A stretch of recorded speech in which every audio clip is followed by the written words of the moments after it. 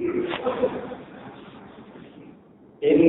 الحمد لله نحمده ونستعينه ونستهديه ونستغفره ونعوذ بالله من شرور أنفسنا ومن سيئات أعمالنا.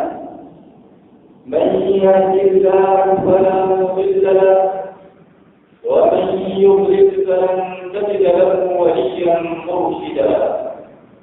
أشهد أن لا إله إلا الله وحده لا شريك له يحيي ويميت بيده الخير وهو على كل شيء قدير. وأشهد أن سيدنا ونبينا محمدا عبد الله ورسوله وصفيه وخليله خير نبي اجتباه رحمة للعالمين بعده صلى الله وسلم وبارك عليه وزاده فضلا وشرفا وتكريما لديه.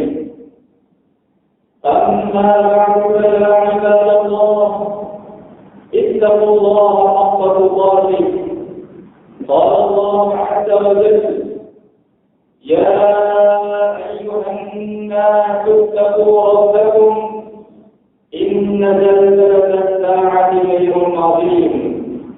Sidang Jumat yang dirahmati Allah sekalian, saya menyuruh anda kita bersama-sama meningkatkan ketakwaan kepada Allah dengan melaksanakan segala perintah yang meninggalkan segala larangannya.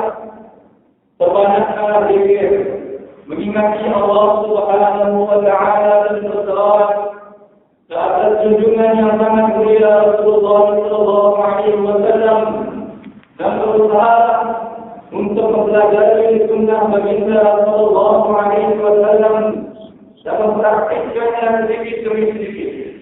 Mudah-mudahan ianya akan membantu untuk mengangkat kita mencapai tahap ketakwaan yang dikehendaki oleh Allah Subhanahu wa Ta'ala. Ketakwaan adalah sumber kebahagiaan, punca ketenangan, adalah kejayaan di dunia dan di akhirat. Sidang Jumat yang dirahmati Allah, peristiwa hijrah Rasulullah sallallahu alaihi wasallam ke kota Madinah yang telah berlaku lebih 1400 tahun lalu merupakan satu titik permulaan transformasi bagi masyarakat Madinah secara keseluruhannya. Kedatangan baginda telah menyatukan kabilah Aus dan Khazraj, mempersaudarakan kaum Ansar dan Muhajirin. Bahkan baginda telah dapat menentukan golongan Yahudi Madinah agar menerima perjanjian damai yang telah ditawarkan oleh baginda sallallahu alaihi wasallam. Budaya itu berkuah-kuah pada ketika itu telah berjaya diubah oleh Rasulullah sallallahu alaihi wasallam menjadi masyarakat yang bersatu padu serta saling menyayangi sesama mereka. Allah Azza wa Jalla berfirman di dalam surah Al-Kahf ayat ke-9, A'udzu billahi minasyaitonir rajim. Walladzina tabawwa'u ad-dara wal imana min qablihim yuhibbuna man hajara ilayhim wa la yajiduna fi sudurihim hajatan mimma utu wa yu'thiruna 'ala anfusihim walau kana bihim khasasah wa man yuqa shuhha nafsihi fa ulaika humul muflihun. Dan orang-orang Allah yang mendiami kota Madinah serta beriman sebelum mereka mengasihi orang-orang yang berhijrah ke negeri mereka, dan tidak pula dalam hati mereka ada perasaan iri hati terhadap apa-apa yang telah diberikan kepada orang-orang yang berhijrah itu. Serta mereka juga mengutamakan orang-orang yang berhijrah itu melebihi diri mereka sendiri, sekalipun mereka berada dalam kesusahan. Sangat memerlukan pemberian itu. Dan ingatlah, sesiapa yang dipelihara dirinya daripada dipengaruhi oleh syariat batil, maka mereka adalah orang yang percaya. Tidak seorang yang dikasihi Kristian, tuntutan kita dalam suasana masyarakat pada hari ini bukan lagi sekadar perpindahan dari satu tempat ke satu tempat kemudiannya adalah suatu transformasi atau perubahan minda dan budaya hidup yang berdasarkan ajaran Islam yang sebenar-benarnya. Allah Subhanahu wa taala berfirman dalam surah Al-Ankabut ayat ke-26, A'udzu billahi minasy syaithanir rajim. Wa qala inni muhajirun ila rabbi innahu huwal 'azizul hakim. Dan berkatalah Ibrahim alaihissalam, aku hendak berhijrah kepada Tuhanku, sesungguhnya dialah Tuhan yang maha kuasa lagi maha bijaksana. Walaupun kita telah mencapai kemerdekaan semenjak 53 tahun yang lalu, namun hakikatnya perjalanan kita terhadap umat Islam masih lagi tiada kesilahannya. Sejak akhir ini, kita dapat masyarakat Islam semakin berat dihadapkan dengan berbagai gejala yang mengancam akidah, moral dan pemikiran mereka. Suatu ketika, akidah umat Islam diancam dengan kemunculan pahaman-pahaman baru yang menggugat kesucian agama Islam.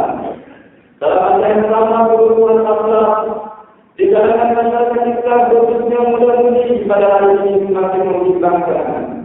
Berbagai bentuk tidak sosial yang berlaku. Ini membuktikan bahawa sangat akhlak mereka sudah semakin balas. Khususnya media elektronik seperti TV, internet, dan lain-lain lagi telah disalahgunakan oleh pihak-pihak berkepentingan untuk mengawal keuntungan pribadi. Siaran-siaran atau rancangan serta paparan yang bertontonkan oleh banyak mengandungi nilai-nilai negatif. Akibatnya, minda umat Islam terutama muda-mudinya di kalangan kerja dan remaja muda terpengaruh sehingga merosakkan nilai dan budaya hidup insani yang diajarkan oleh Islam.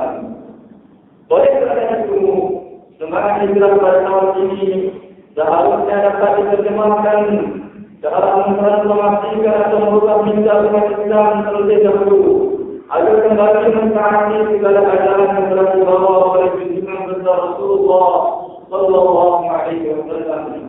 Allah Subhanahu wa taala berfirman di dalam surah Al-Zariyat ayat 50, "Fafirru ila Allah, inni lakum minhu nadhirun mubin."